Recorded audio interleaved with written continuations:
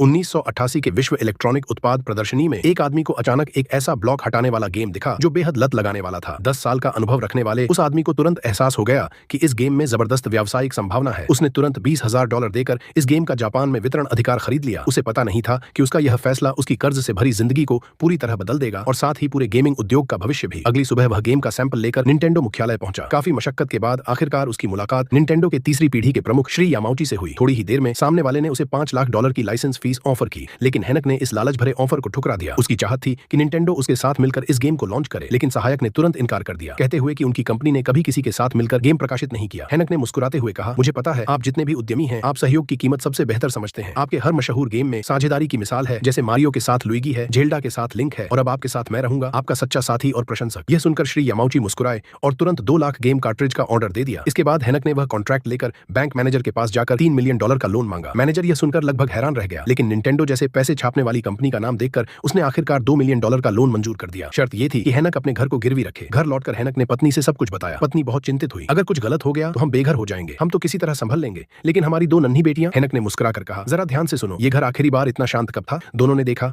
उनकी बेटियां उस गेम में इतनी डूबी हुई थी कि उन्हें पिता की आवाज तक नहीं सुनाई दे रही थी। बस यही तो सबूत था गेम की ताकत का। पत्नी ने आखिरकार हेनक का साथ दिया और उसका बड़ा सपना शुरू हुआ, लेकिन हकीकत ने जल्द ही उसे जोरदार झटका दिया। पैसे की कमी के कारण उसने पहले आर्केड मशीन में यह गेम डालकर बेचने की सोची ताकि जल्दी पैसा लौटाया जा सके और निंटेंडो कार्ट्रिज बनाए जा सके। मगर लंदन की मीडिया कंपनी जिसने उसे लाइसेंस बेचा था अचानक बोली कि आर्केड अधिकार उन्होंने अलग से सेगा कंपनी को बेच दिए हैं। अब तक गेम कंसोल अधिकार का कॉन्ट्रैक्ट भी नहीं मिला था, तो हेनक कुछ नहीं कर सका। कंपनी के पास अब सिर्फ आधे से भी कम ऑर्डर पूरा करने के पैसे थे। आखिर वह फिर से श्री यामाउची के पास पहुंचा और उन्हें पहला तैयार गेम कार्ट्रिज सौंपा। उसने $1 मिलियन अग्रिम भुगतान की मांग की, लेकिन नियमों के कारण निंटेंडो ऐसा नहीं कर सकता था। फिर भी यामाउची ने कहा, तुम एक बार हमारे सिएटल स्थित रिसर्च सेंटर जाकर देखो, शायद वहां तुम्हारे सवालों का जवाब मिल जाए। अगले दिन हेनक बिना समय गंवाए सिएटल पहुंच गया, जहां उसने कई गोपनीय समझौतों पर हस्ताक्षर किए।